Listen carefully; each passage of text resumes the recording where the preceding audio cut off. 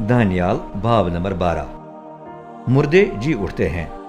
उस वक्त फिरिश्तों का अजीम सरदार मीकाइल उठ खड़ा होगा, वो जो तेरी कौम की शिफायत करता है।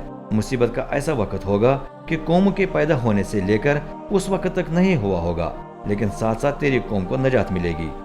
जिसका भी नाम खुदा की किताब में दर्ज है वो नजात पाएगा।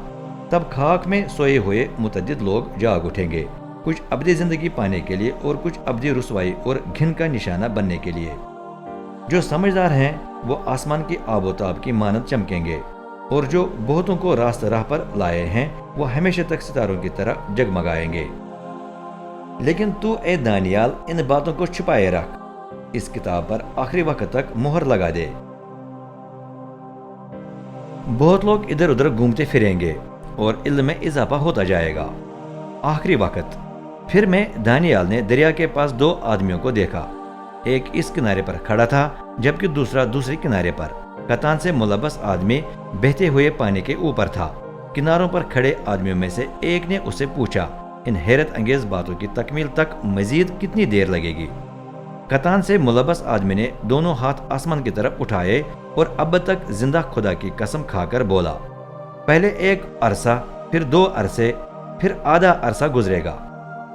पहले मुकद्दस कौम की ताकत को पाश पाश करने का सिलसिला इख्तिताम पर पहुंचना है, इसके बाद ही ये तमाम बातें तकमील तक पहुंचेगी। गो मैंने उसकी ये बात सुनी, लेकिन वो मेरी समझ में न आई। चनाचे मैंने पूछा, मेरे आका इन तमाम बातों का क्या अंजाम होगा? वो बोला, ए दानियाल अब चला जा, क्योंकि इन बातों को आखिरी वक्त तक छुपाए रखना है।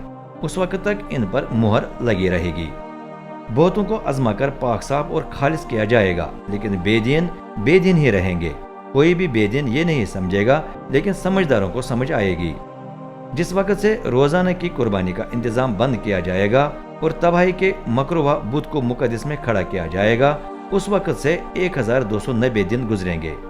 जो सब्र करके 1335 दिनों के इख्तिताम तक कायम रहे वो मुबारक है।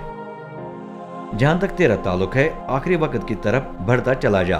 तू आराम करेगा और फिर दिनों के इख्तिताम पर जी उठकर अपनी मीरास पाएगा।